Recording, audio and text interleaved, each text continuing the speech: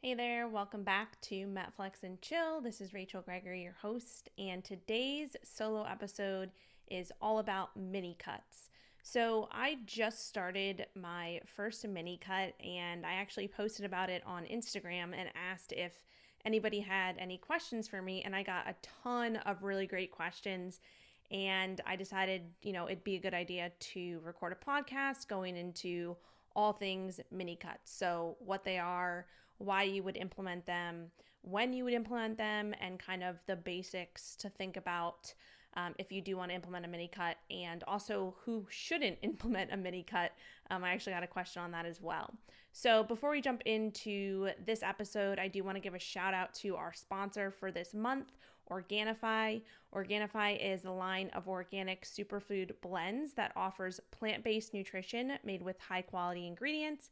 Each Organifi blend is science-backed with effective doses and ingredients that are organic, free of fillers, and contain less than 3 grams of sugar per serving. So I talk all the time about my protein ice cream. I actually use the Organifi chocolate protein powder often when I'm making protein ice cream. And lately, I've actually been using their Organifi chocolate gold. It's a blend of medicinal mushrooms, and that I believe it includes reishi mushroom, turkey tail, and a few other ones. It's basically tastes like hot chocolate. I've been enjoying this a lot lately, especially because it's been getting colder in San Diego, and it's just a really nice way to kind of end the day.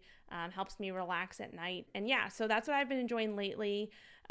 If you want to try out Organifi, you can check out their products by going to www.organifi.com/MetFlex, and you can use the code MetFlex for 15% off any of their products. All right, let's get into this episode all about mini cuts.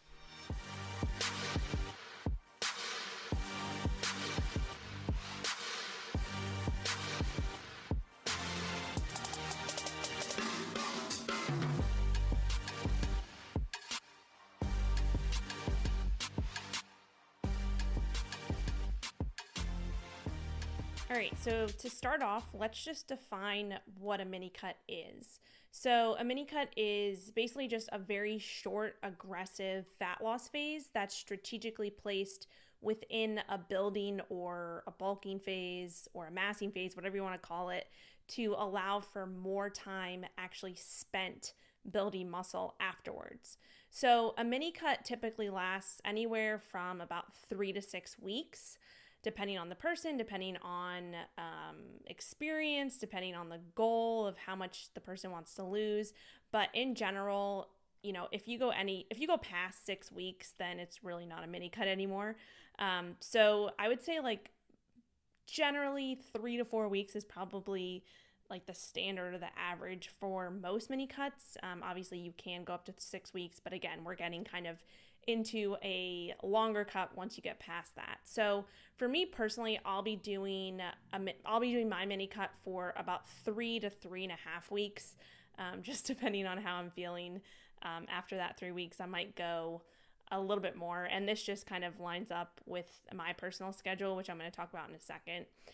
So why would you do a mini cut, and why am I doing a mini cut? So there are a few different reasons, and again, this can vary from person to person why someone would do a mini cut.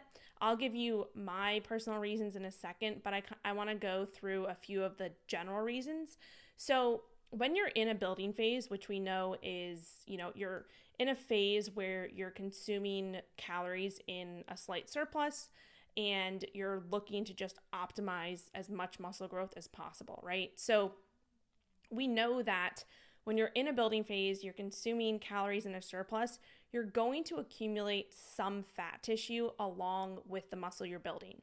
I've talked about this before, but this is inevitable. Like, you can't just build muscle in a surplus without having a little bit of fat come along with it, right? Because that's just virtually impossible, and it just doesn't work like that, unfortunately. So again, I'm going to go over why a mini cut can be a useful tool for a few different reasons when you are in a building phase, and then I'll talk about why I'm personally doing one. So first of all, A mini cut can actually help you to continue to partition nutrients more efficiently towards muscle tissue versus fat tissue. So this idea comes from something known as the partitioning ratio, or also referred to as the P ratio. And I've actually talked about this in a past podcast. I don't know if it was on a solo podcast or with a guest, but basically the P ratio refers to the ratio of muscle to fat gained when your body weight increases. So, for example, for every pound you gain in a building phase, it will include some muscle and some fat, right? Because I just said, it's virtually impossible to just put on muscle when you're in a surplus. I wish that was possible, but it doesn't work like that. So the amount of, muscle versus fat that you do gain will vary from person to person, obviously. But let's just say, just to take this as an example, say for each pound that you gain, it's 50% muscle and 50% fat, right? Let's just say that as you start your building phase. As you get further along your building phase, your P ratio can actually start to gradually move more away from building muscle and more so to fat. So with the example I just gave, you could be shifting maybe more so to about 60 or 70% of that pound being fat and only about 30 to 40% being muscle. Again, this is just an example, but it kind of shows you how, as you gain more body weight, right, your P ratio can actually start to move further away from where you want it to be, right? So that's not an ideal situation. You don't want to be gaining more fat than muscle in a building phase. So mini cuts, can be a useful tool to actually allow you to maintain that optimal P ratio without compromising the overall momentum of the building phase in general. So that would be kind of the first reason to implement mini cuts when you're in a building phase. The second reason a mini cut can be useful in a building phase is because when you go from consuming calories in a surplus, you've been consuming a good amount of calories, a lot of nutrients, fueling yourself appropriately for months on end. That's good, obviously, right? That's what you want. But when you go from doing that to basically implementing a really aggressive deficit and reducing calories, you're obviously going to reduce the overall nutrients that are coming in as well. Sorry, I just hit my spoon that was sitting in my bowl of electrolyte jello, which I'm going to talk about in a second. Anyway, I just lost my train of thought, I don't even know. Probably should cut this out, but I'm just going to roll with it. So anyway, the second reason for mini cuts, or second reason to implement mini cuts, would be, again, reducing calories is going to reduce the amount of nutrients coming in, and your muscle tissues can actually start to become more sensitive to those nutrients when you take them out for a while, right? So it's kind of like I don't want to say like shocking your body, but your muscles and your body is so used to having to being adequately fueled for the last few months. And if you drop calories and nutrients for a few weeks and then you reintroduce them, it's kind of like telling your muscles, all right, I've gone through a period of time where I haven't been used to, having all of these nutrients circulating in my blood, so I'm just going to soak them all up. So there is potential for more gains when you actually get back to the surplus after the mini cut. This isn't like an exact science or anything, but there is potential for your muscles to kind of get resensitized to those nutrients once you've kind of taken them out for a little while, right?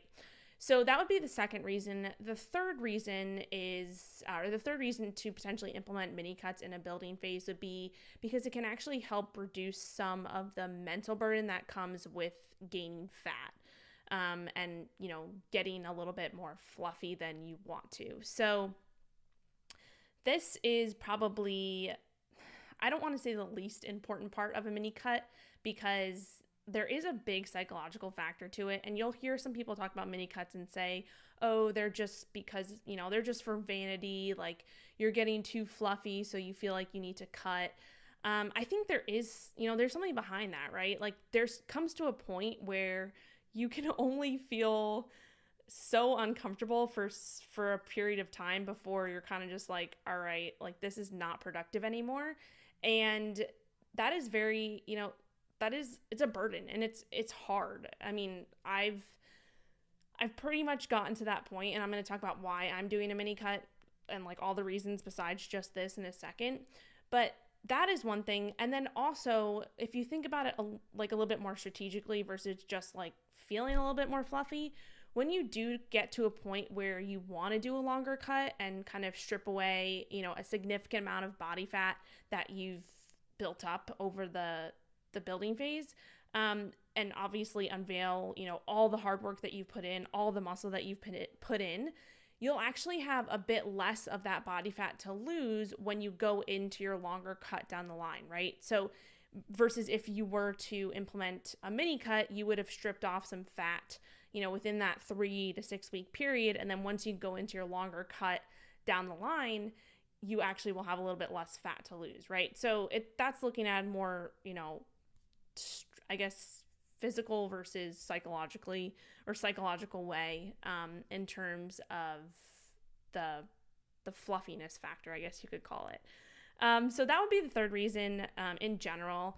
So why am I personally doing a mini cut? So I'm going to go through my building phase stats in a second so you can kind of see where I'm coming from, how long I've been in this building phase and all that stuff. But besides what I just mentioned, personally, I'm doing this for a few other reasons. Again, besides the ones I just talked about. The first one is because I've actually never done a mini cut before. And whenever I prescribe something or recommend something to a client, I always want to kind of go through it myself. So with the mini cut, like I said, I've never done it before. And if I'm going to recommend this to a client in the future, I want to make sure that, I've gone through it. I've put myself in their shoes and I know, what to expect, and be able to talk through it and help them through it from personal experience. So that would be one of the reasons I'm doing it. The second one would be because it actually works out timing wise in my personal periodization calendar. So I talk about nutritional periodization and training periodization very often. So for me personally right now, with both my business and my personal life, like I have this 3-week period of time where I don't have much going on. It's actually right after Thanksgiving and right after Thanksgiving and before Christmas, obviously. And usually I don't recommend like dieting during the holidays, but again, it all comes back to the individual, right? So for me personally, this works out very, very well for where I'm at in terms of how long I've been in my building phase and, just having these 3 weeks of nothing really going on where I can, commit to being very strict with my diet, commit to my training, commit to the extra movement and cardio that I need to be doing, which I'm going to talk about in a second. So it just works out timing wise for me. And then also actually works out within the training phase that I'm in right now, which I will also talk about in a second. Another reason is just from like I said, the mental, psychological aspects of things. Like I do feel like I'm getting to that point where I'm just getting a bit past that, fluffiness that I'm comfortable with. So I feel like if I can chop off a little bit of fat within these next few weeks, get back to being a little bit more comfortable, then I'll have a much more productive 3 to 4 months of building again. So that's just kind of how I feel personally.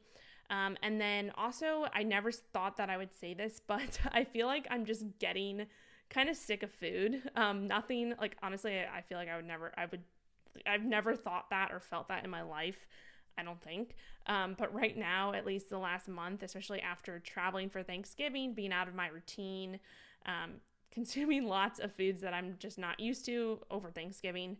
And then just even before that, I've just not had any like appeal to different types of foods. Even, within this kind of building phase, I've been a little bit more flexible, been eating out a little bit more often, trying new foods, and nothing is just appealing anymore. And I've actually gotten to the point where I'm just like sick of thinking about food. So that's another reason why I think this mini cut is going to help me, personally. So those would be kind of the reasons why I'm personally doing that on top of the ones that I just mentioned. And basically by incorporating this mini cut, I can, strip off a good bit of fat and feel just much better psychologically building for another 3 to 4 months, like I talked about.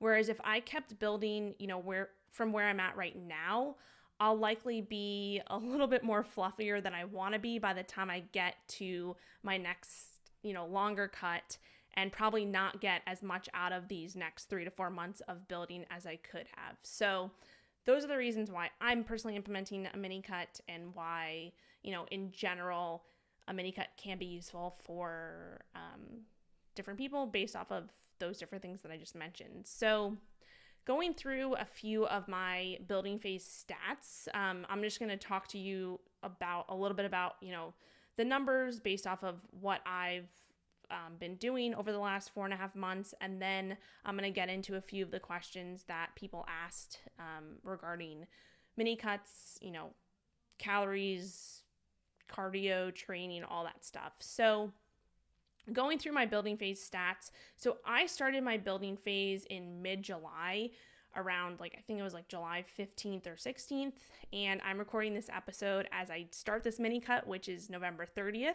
So I've been in a building phase for about 4.5 months, which is 18 weeks. And I've gone from 131 pounds to 141 pounds. So in the last 18 weeks, I've gained 10 pounds. So this is actually right on track with what my goal has been in terms of gaining.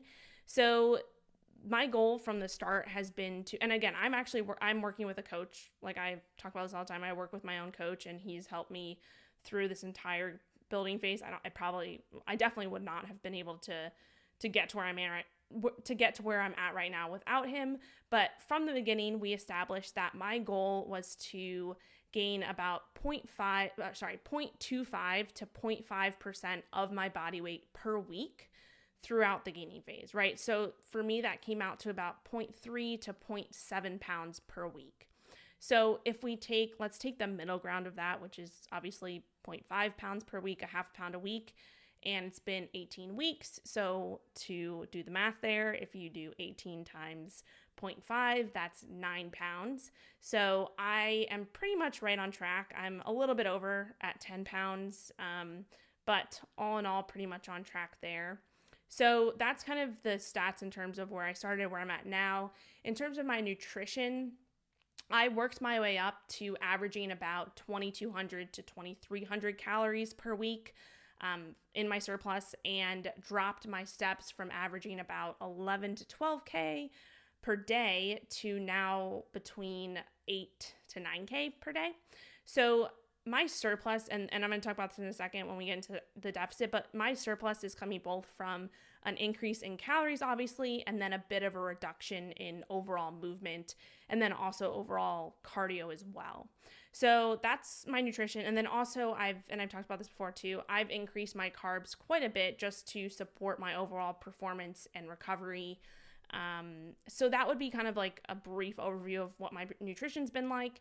And then in terms of training these last 4.5 months, I've been doing a 5 times per week split, higher volume, hypertrophy focused with minimal cardio. I've been getting some anaerobic energy system work from some of the metabolite finishers that I have within my training. And then for my aerobic energy system work, I do mostly just walking for recovery. And if you have no idea what I'm talking about with anaerobic and aerobic energy systems, definitely check out episodes 56 and 58. I talk all about energy systems and do a deep dive into basically all things cardio and conditioning. So I will link those in the show notes if you want to check those out, obviously after listening to this episode. So yeah, that's where I'm at with my building phase. Those are some stats. And I'm going to get into some of the questions that were asked about mini cuts specifically. And yeah, let's get into them. All right, so the first question that was asked, how aggressive of a calorie deficit do you typically aim for with a mini cut? Okay, so generally if we're talking about, in general, any diet or fat loss phase that you implement, the size of your deficit will be inverse to the length of your diet, right? That just makes sense. So with a mini cut, because it's very short, like I said, 3 to 6 weeks, 6 weeks at most, the goal is to lose as quickly as possible without losing muscle mass. And also, because the diet is very short, you don't have to worry about any metabolic adaptation or adaptive thermogenesis. Same thing, just different terms. You don't have to worry about that occurring because it's such a short period of time. If you don't know what I'm talking about with metabolic adaptation, check out episode 10. I'll link it in the show notes. I go into what metabolic adaptation is, why it occurs, why it's part of the process of dieting, losing body fat. But in this sense, in mini cuts, because it's such a short period of time, you really don't have to worry about any adaptation occurring. That's more so when you go into longer cuts that are, longer than 6 weeks. So again, check out episode 10 if you want to learn more about metabolic adaptation, and also more about like refeeds and diet breaks and things like that we're not talking about in this episode, because this episode is about mini cuts and we're not implementing those during mini cuts. So anyway, the aggressiveness of the deficit is also dependent on the individual as well. So not just the time or not just the length of the diet, but also the individual. And this makes sense because the leaner you are, the less you can and should lose per week, right? So when you're already leaner, you're probably at a higher risk of muscle loss just because obviously you have less stored energy or less fat available to burn. So this makes sense that muscle will be more likely of a candidate to be burned for someone who is lean versus someone who has more body fat to lose, right? So basically, the more fat you have to lose, the more you actually can lose per week. So personally for me, and this again, I've worked with my coach to establish this, but personally, I'm aiming for 1 to 1.5% of my body weight lost per week. Again, this is very, very aggressive, but it's only 3 weeks. So also with this, the first week will probably be, a higher loss just due to water, glycogen, less food in my gut, all that jazz. So the first week, I'm going to lose probably the most, but that's going to be in terms of the scale weight, but that's going to be from, like I just said, extra water, glycogen, less food in my gut. I just repeated myself. So anyway, I always talk about, the scale and how it's not generally a good tool to use on its own when you're trying to measure progress. So I'll also be taking measurements and pictures along the way, obviously, but when we are talking about very aggressive deficits versus those longer, more sustainable deficits, the scale can actually be used as a good gauge because you're expecting to drop weight pretty quickly with such an aggressive approach, again, especially the first week. So the scale is a good tool to use, I would say, during mini cuts, just because you're going to drop a good amount of weight. Versus, again, if you were doing a longer, more sustainable, less aggressive deficit, sometimes the scale is not always a good gauge because maybe you're, body recomping a little bit, you're building a little bit of muscle, losing a little bit of body fat at the same time. Maybe that's not showing up on the scale. So kind of those things are happening. But again, within a very aggressive cut, the scale is a good tool to use. But I'm also doing measurements and pictures as well to gauge that. So yeah, hopefully that makes sense in terms of the amount of, or the aggressive, sorry, what was the question again? You can already tell, like, it's only been a day and my brain fog is already starting to set in, which is part of it, right? That's part of going into an aggressive deficit and dropping calories. Like, you got to be ready for that. So the question was, how aggressive of a calorie deficit do you typically aim for? So for me, that is going to be aiming to lose about 1 to 1.5% of my body weight per week. And I'm going to go into exactly how I calculated, or me and my coach calculated that out. And well, he calculated for me, but I obviously know how to calculate it as well. But anyway, next question. Are you changing meal timing and macros or just reducing your caloric intake during your cut?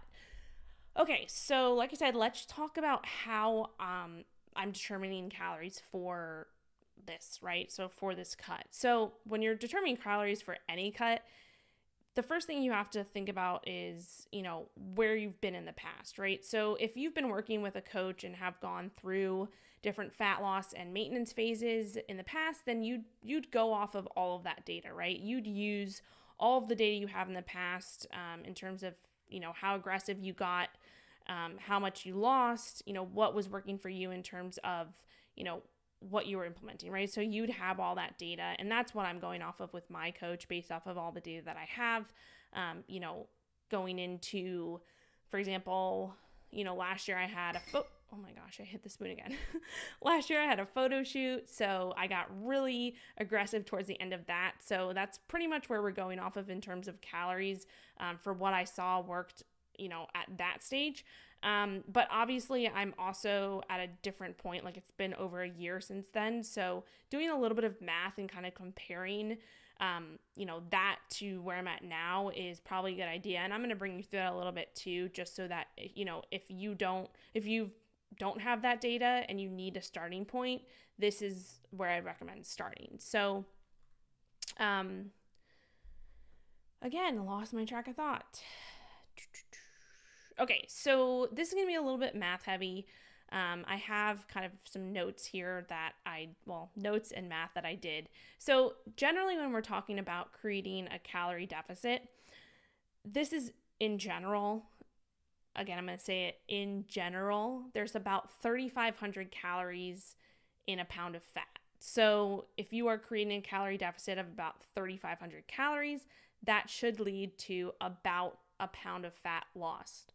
This is very general again, and it's not absolute, but when we need a starting place or a starting point, and especially when it comes to the math, this is what we work with, right? This is it. So again, it's in general and it's a starting point. So this means, if we do the math here, this means that eating about 500 calories below your maintenance calorie intake every day for 7 days, which is a week, should lead to about a pound of fat lost. So I just did 500 times 7, which is 3,500, or you can do 3,500 divided by 7 is 500. Again, a rough estimate. So if we're using this math, I currently weigh 141 pounds, and I'm aiming to lose between 1 and 1.5% of body weight per week. So this would be aiming for a loss of about 1.4 to 2 pounds per week for me, which again is very aggressive. And in a longer cut, 0.5 to 1% loss per week is actually really, really good. So aiming for 1 to 1.5% loss per week is very aggressive. But again, it's such a short period of time. So, that's the goal. So if we do the math, that means that I'm looking at a total weekly calorie reduction from maintenance intake of about 4,900 to 7,000 calories. So the way that I found those calories is I just multiplied 3,500, which we just talked about. There's about 3,500 calories in a pound of fat. Again, very general estimate.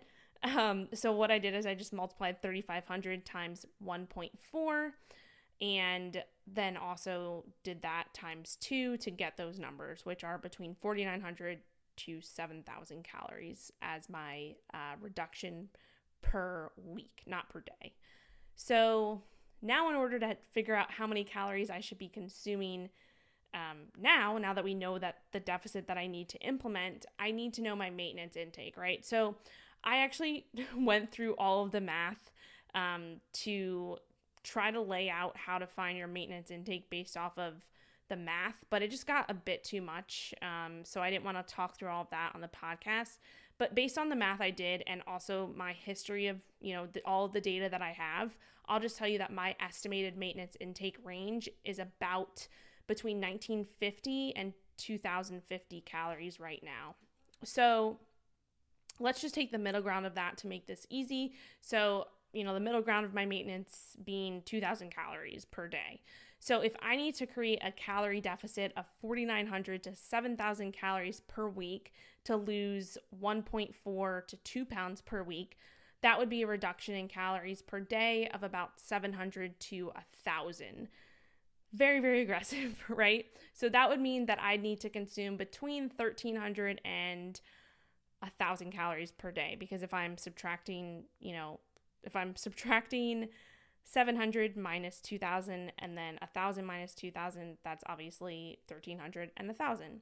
So that would be like the math, right? That's based off the math. And then based off of just, my history and my data, I'm going to be consuming between 1350 and 1450 to start off. So the reason that it's a little bit above this is because we have to remember that your deficit is actually created by both the amount of calories you're consuming and the amount of calories you're expending, right?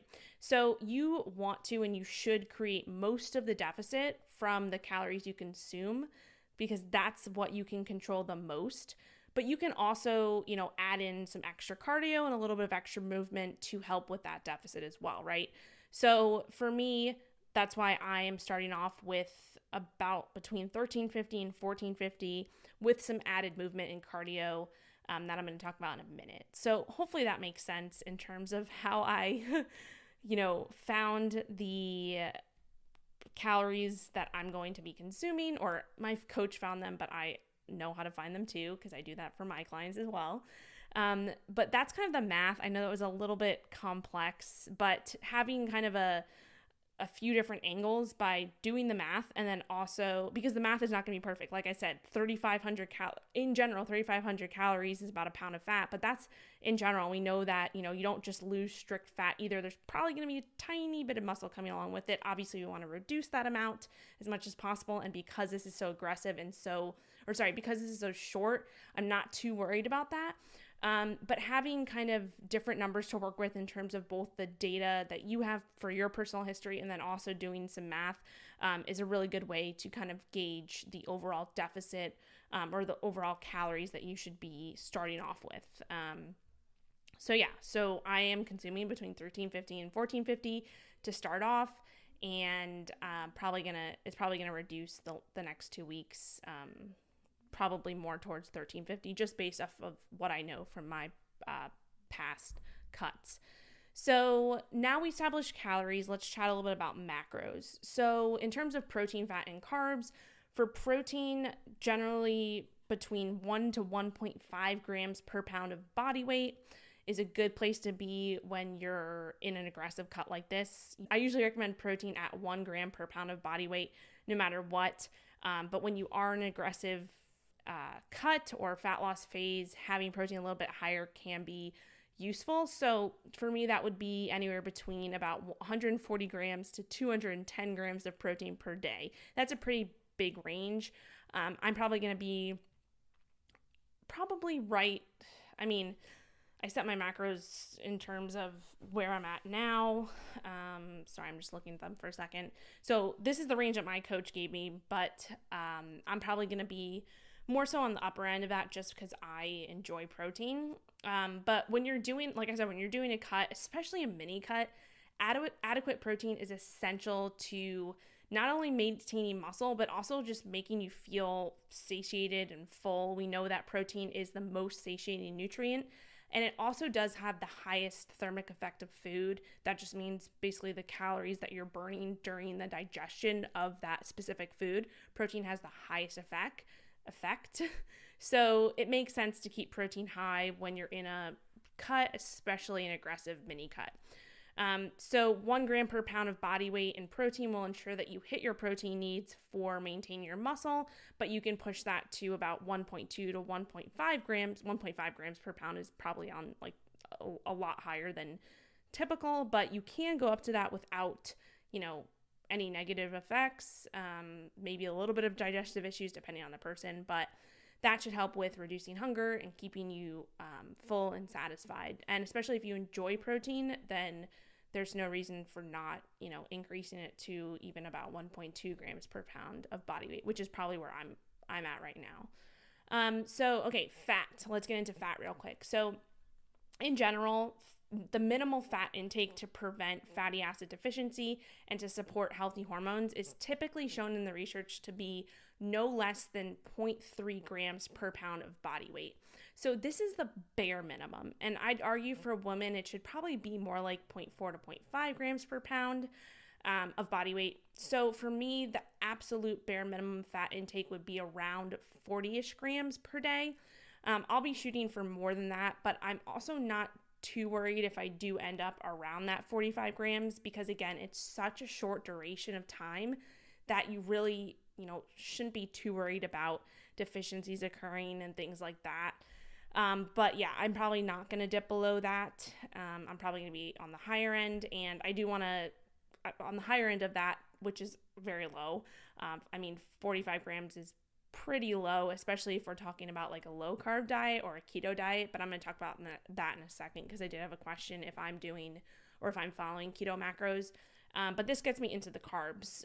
So in terms of carbs, basically you just fill in carbs with the rest, right? You've set your protein, you've set your minimal fat threshold. You know that you need to get that minimum fat intake.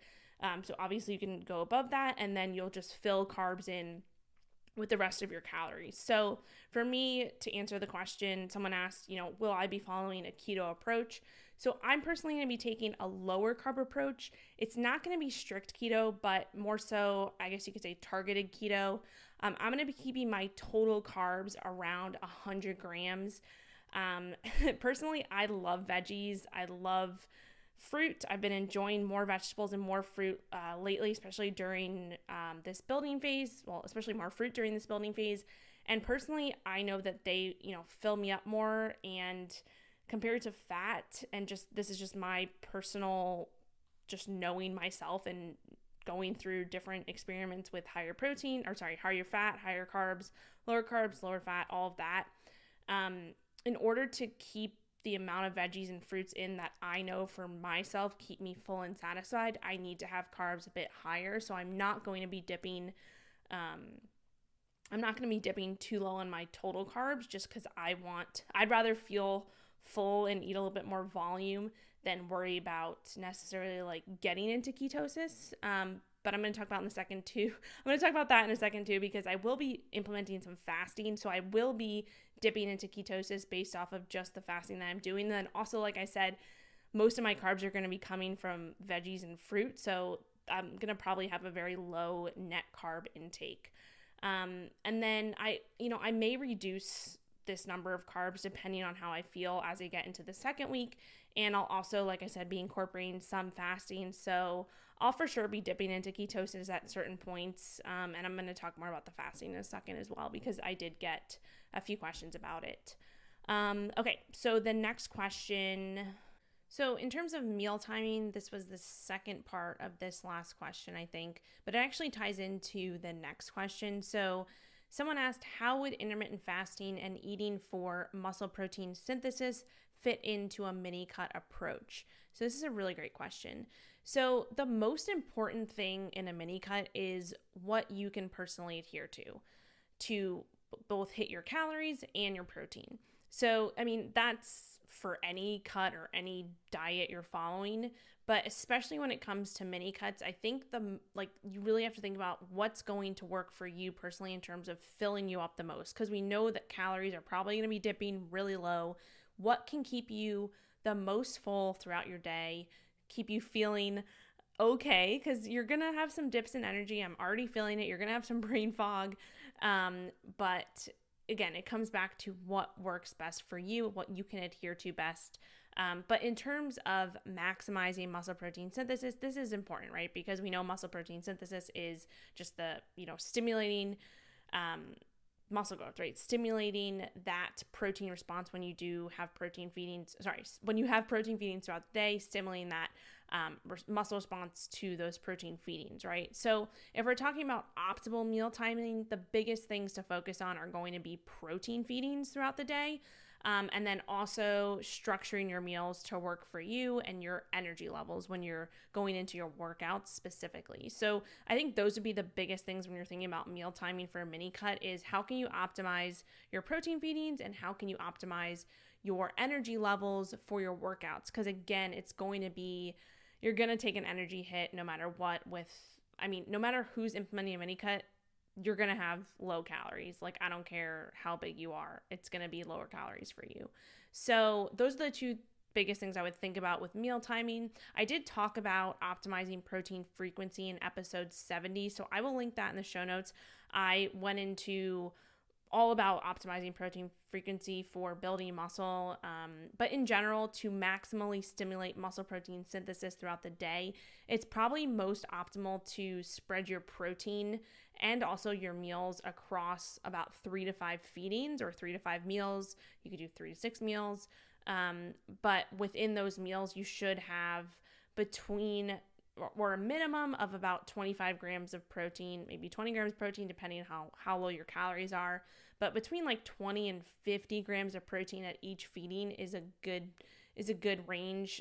It is a large range. This just depends on your body size and your obviously particular caloric intake needs. So that's what I would recommend in terms of optimizing MPS throughout the day, is having, between 3 and 5 feedings of protein, with at least 20 grams, like bare minimum, at each of those main feedings. And then secondly, energy for your workouts, right? So probably, past the protein thing, but talking about carbs, like targeting your carbs around your workout and kind of sandwiching your workouts with carbs. So having some carbs pre and post workout is probably a good idea. Pre-workout to give you a little energy, post-workout to help with that recovery process. But again, in general, mini cuts are pretty short. So the biggest thing is adherence, right? So this is going to ensure, if you are doing what I just said with protein intake and targeted carbs, it's going to ensure that you are maximizing muscle protein synthesis and that you're also fueling and recovering from your workouts as best as possible during this time. So that would be my response to the question, which was how would intermittent fasting and eating for MPS fit into a mini cut approach? And then the next question actually had to do with intermittent fasting as well. So they said, or actually that's why I didn't answer that question before. Okay, sorry. Okay, so answering the part about intermittent fasting and then answering this question as well, which is, will you be intermittent fasting and taking any supplements during the 3-week cut? Okay, so in terms of intermittent fasting, yes, I will be intermittent fasting because that's what works for me. Generally, when I'm reducing my calories, when I'm going into a cut, I will intermittent fast in the morning, where, I'll wake up, I'll have some coffee, maybe a little bit of creamer in my coffee, and then I'll kind of just push my calories to the second half of the day. Right now, and the last year or so, probably more than that, I've been working out around lunchtime. So that's around like 11 or 12. So I will probably fast till about 10:30 and have like a small pre-workout snack. But I'll have coffee and a little bit of creamer during that time to kind of hold me over. And then I'll have most of my calories post-workout. And then at dinner, I am a night snacker. I talk about this all the time. And I tend to get a little bit more hungry at nighttime versus the morning. So for me personally, to control my calories, especially when they're so low, intermittent fasting is for sure a tool that I'm going to use. And then in terms of other types of fasting, so in general with like when I go into a cut personally, and then also with some of my clients, we utilize something called PSMF days, which just stands for protein sparing modified fast days. And this is basically just a day where you're reducing calories below 1,000 calories, focusing on hitting your protein and then filling in the rest of the calories with just fibrous carbs and a little bit of fat. So I love using PSMF days during cuts, just because, especially as you get more aggressive and as your calories do lower, because it is a really good tool to kind of, take off a chunk of calories for the week. So for this first week, I'm actually doing a linear approach where I'm just consuming between 1,350 and 1,450 calories. Next week, or even maybe at the end of this week on the last day on Sunday, I will probably implement a PSMF day, just because I know those work for me, and that might give me a little bit more calories to work with throughout the week next week. So yeah, that's kind of how, those are the two approaches to fasting that I'm using. But again, it's just a tool, right? Fasting is a tool. It all depends what you can personally adhere to, what makes you feel, the best throughout your day. And then also kind of thinking about training as well, which I'm going to talk about in a second. But with those PSMF days, I generally won't put those on like a training day. I'll do it on a rest day, or if it's just a cardio day or something like that. So that would be fasting. And then in terms of supplements, the other part of the question was, are you taking any supplements during the 3-week cut? So I'm not implementing anything new, just kind of sticking to the normal supplements that I've been taking recently. Again, with it being such a short period of time, I'm not worried about, obviously I'm going to have a decrease in nutrients coming in, decrease in calories. So if I were to do this for longer periods of time, then I should probably be concerned about some deficiencies occurring. But again, because it's just 3 weeks, I'm not really worried about that. So I'm just going to continue taking the supplements that I usually take. And then I have a list here. I want to make sure I hit on all the ones that I usually take. Again, brain fog setting in already. So electrolytes are going to be the biggest thing in terms of making sure that I'm on top of those. I guess, I don't know if I would call those a supplement. Yeah, they're a supplement. But just making sure I'm on top of my salt, magnesium. I also always take a vitamin D3K2 supplement. I take creatine, so I'll continue to do that. I take collagen, not every day, but usually every other day. So I'll probably keep the collagen in. I might take it out because, again, it is calories. So I'm going to I'm going to put the calories towards the stuff that I know I need. So having like collagen in my coffee, having an extra however many calories, I think that's like 50 extra calories, I might put that to something else. But I haven't decided that yet. So that would be, creatine for sure, I'm going to continue. Pre-workout, lately I've actually been taking the Legion non-Stim pre-workout. I've been alternating between that and then also the Organifi red juice as kind of a pick-me-up before my workout. So I'll probably keep that in because those are minimal calories. I've also been taking kelp, which is just iodine, just because I don't eat fish very often. So I just want to make sure that I'm getting a good amount of iodine in from that. And what else? At night, sometimes I do take, what did I say? Magnesium. So I'll take magnesium at night just to make sure that I'm on top of my electrolytes there. And then also it just helps me to calm down a little bit. Also helps with muscle cramps and things like that. And then, like I said in the intro, I'll be sipping on some Organifi chocolate gold. It's a nice kind of nightcap. Again, minimal calories. I usually do like a half a scoop of that. I think it's like 20 calories for half a scoop. And that helps just kind of calm me down for the night. And then sometimes I do take some CBD at night to relax. So I might still do that. But yeah, that's pretty much all of the supplements that I currently been taking. And I'm not going to be adding anything, new. You could add a fish oil supplement if you're worried about deficiencies there. But again, it's such a short period of time that I'm just not too worried about that. And then also, like, with the fish oil supplement, that is calories as well. Like, there's fat in there. So you're going to have to also count those towards your intake as well. So you could do that for sure if you're worried about that. Okay, the next question. Wow, this podcast is getting really long, so I'm going to try to wrap it up. But the next question was when and what to eat. So I already talked about when to eat, what to eat. So mostly, just as I always talk about, mostly whole foods. At least like 80 to 90% of your day should be made up of whole foods. So, if it had a face at some point or has grown from the earth at some point, then it's probably a whole food. Again, eating foods that fill you up. So you're going to have hunger. Remember, it's an aggressive cut. You are going to have some hunger, and you should be prepared for that, and you should be expecting that. So you want to choose foods that fill you up the most personally, right?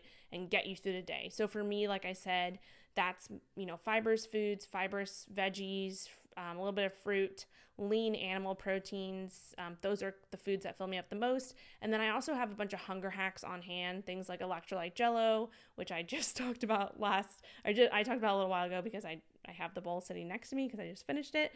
So electrolyte jello, protein ice cream, those are what I call hunger hacks. I actually have a free Hunger Hacks ebook on my website. So if you just go to my main website page, metflexlife.com, there will be an area that says download your free Hunger Hacks ebook. So you just put your name and email in there and you can download the free ebook, which I'm actually going to be updating soon with some more recipes. But I have a bunch of hunger hacks in there that I am using myself, especially during this mini cut. So that's what I'll be eating, and what I recommend eating is just finding foods that fill you up, sticking with mostly whole foods.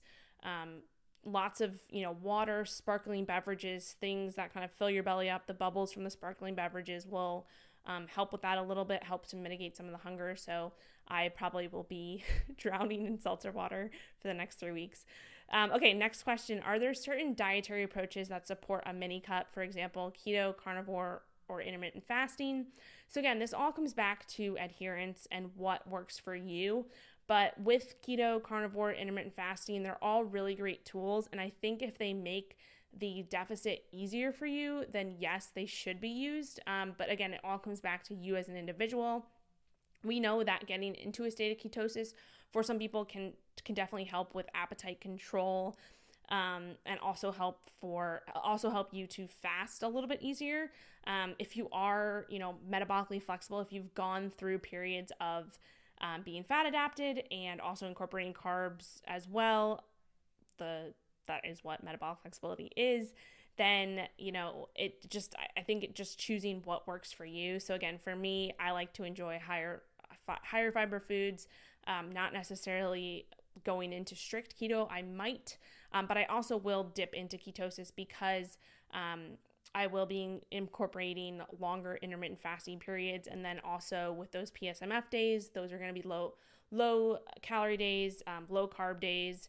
And then I might implement maybe even a little bit of longer fasts, depending on how I feel going into the second week. So we'll see with that. I have 2 more questions, and then I'm wrapping it up because I already know I think this has been an hour already, so I apologize. But we had lots of great questions. So the next question, are you following the same workout programming? So in terms of lifting, I mentioned that I was doing 5 days a week of lifting for the last 4.5 months, which was mostly focused on high volume, hypertrophy focus. And I'm shifting in this during this mini cut, and during this next phase for my lifting, it's going to be 4 days a week with lower volume and more of a strength focus. And then in terms of cardio, I'll be increasing back up to 12K plus steps per day. So I'm going to be doing more walking outside, and then also adding in some incline walks on the treadmill before and after my workout. So probably like 10 minutes before, 10 minutes after, just to get those extra steps in, get my heart rate up a little bit. But most all of my cardio is going to be low intensity. So keeping the cardio to low intensity, more aerobic work, because, we want the goal of the cardio, right, is to burn calories. That is my goal with implementing the cardio over these next 3 weeks.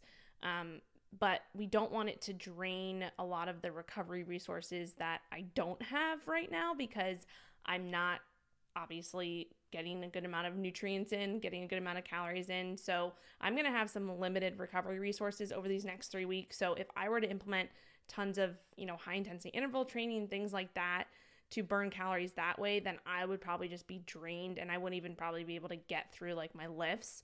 So with the cardio, with the goal being just to burn calories and make sure that I'm, keeping as many recovery sources available as possible, it's going to be low intensity.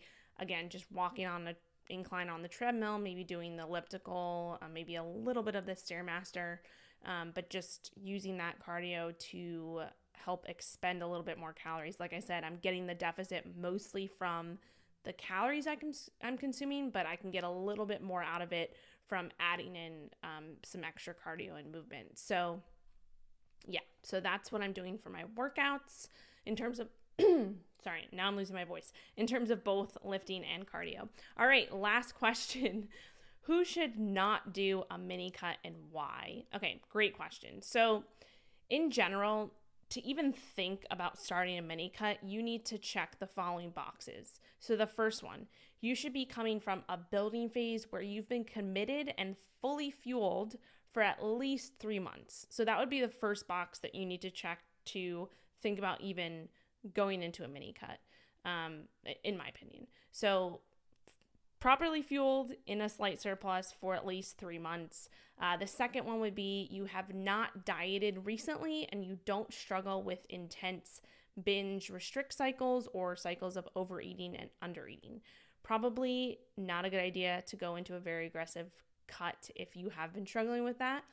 So that would be the second box to check. The third would be you need to be in a low, or you don't need to be, but it would be very advantageous if you were in a low stress time in your life, and also that you know for a fact that you can be dialed in as much as possible with your nutrition and your training and your cardio for the entire mini cut period. Again, it's such a short period of time, but it needs to be a time where you know for sure that you can be dialed in, because if you go into a mini cut and you are not on top of your nutrition, you're not on top of what you need to do, you're just going to be wasting your time and you're just going to be like, it's just not going to be productive. So you need to go into it with you should not have tons of other stuff going on in your life. It should be a time where things are pretty steady. You're not traveling, like you can control your food as much as possible. You probably shouldn't be like eating out at restaurants and stuff like that, because again, you don't have control over that. So the more you can control, the better results you're going to get. And because it's such a short period of time and it's such an aggressive approach, you need to be dialed in. So that would be the third thing. The fourth thing, you need to be psychologically ready. So like I said, you're going to be hungry. Your energy levels are going to dip. It's going to be a grind. And you need to be ready for it. So if you go into a mini cut kind of just like you don't have your day planned out, you're kind of just lollygagging around and you don't have a plan, like you're going to fail, right? You're not going to, especially with the reduction in calories, the increase in cardio, like, and I guess I didn't mention this too in terms of cardio, like you don't necessarily have to increase your cardio during a mini cut, but you will get, that is just going to help your deficit a little bit more. But again, the cardio piece is just one small piece of it. So anyway, back to the psychological part of things. You need to be ready. Like you need to be on your shit going into the cut or the mini cut, because it's 3 weeks. Like get in, get out, get it done. So if you can't check all those boxes, then I would say mini cut is probably not for you, at least at this period of time in your life. So yeah, I mean, personally, like I said, I check all those boxes right now. It's a good time for me to incorporate a mini cut. And then also I had a question about mini cuts for women specifically. So if we're talking about like women specifically, hormones, all that jazz, we know women are a little bit more sensitive to, less nutrients coming in, being in a more aggressive deficit than in general versus men. So most of the concerns around aggressive dieting for women center around the fact that, many of our hormones are a product of the actual amount of fat that we have on our body, right? So since we implement mini cuts at a point where, we're not lean, right? You shouldn't be implementing a mini cut when you're already lean, nor are you trying to get super lean during the process of implementing the mini cut. Hormone issues are not generally a concern, right? Because 1, you're not very lean already. 2, you're not trying to get super lean. You're just trying to, take off a little bit of body fat.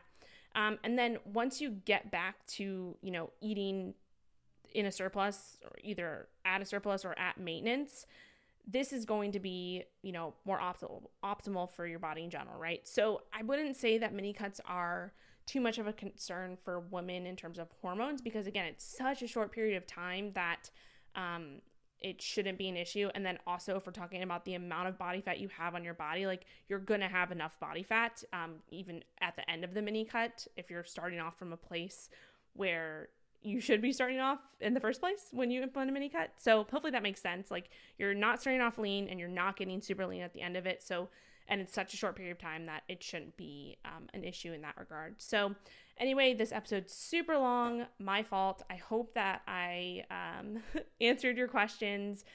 In conclusion, mini cuts should be incorporated on a case-by-case basis and dependent on the individual. But to recap, benefits of mini cuts: a few of the ones that I talked about in the beginning, by reducing your body fat levels a bit, potentially increasing nutrient sensitivity a bit, and also mitigating some of the psychological burden that comes with putting on body fat during a building phase, mini cuts can be a great tool and can actually resensitize your body to further muscle gains once you do jump back into that surplus towards the end of the mini cut, or potentially resensitize your body. It's not a fact, but that's kind of, it just makes sense with all the things that we just talked about. So hopefully that answered all your questions about the mini cut. I will keep you posted on Instagram how it goes, and maybe I'll do a follow-up recording once I finish with my results, and it will not be as long as this episode. All right, well, thank you so much for tuning in and listening. Remember, if you enjoyed this episode and this podcast, please share it out. You can leave a review on iTunes. You can shout it out on Instagram and tag me at rachelgregory.cns is my handle. And yeah, that would definitely help spread the word about the show and get more people interested. And then if you want to check out Organifi products, definitely go to Organifi.com/MetFlex, and you can use the code MetFlex for 15% off any of their products. I will link that in the show notes, both the website and the code. Again, my favorite products for them are the chocolate protein powder, the Organifi chocolate gold, and the red juice. Those are the ones that I use most often, and they're really yummy. So anyway, that's all I got for you, and I'll talk to you next time.